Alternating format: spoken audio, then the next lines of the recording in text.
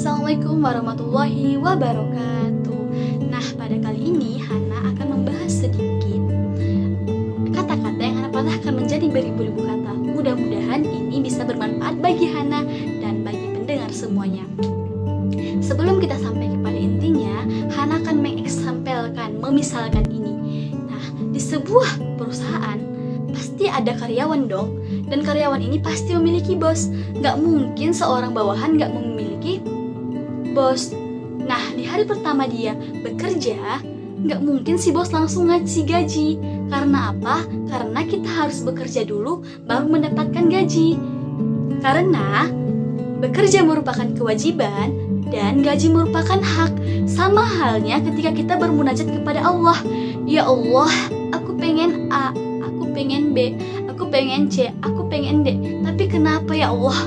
Satupun gak ada yang terkabul. Di mana letak keadilanmu ya Allah? Eits, jangan lupa.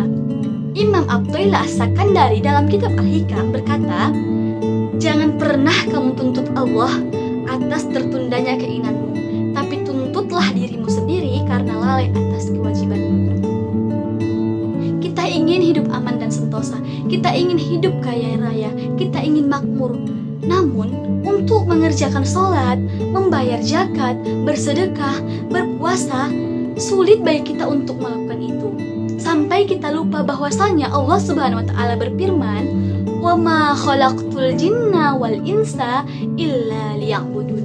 Sesungguhnya aku menciptakan manusia dan jin untuk menyembah kepadaku.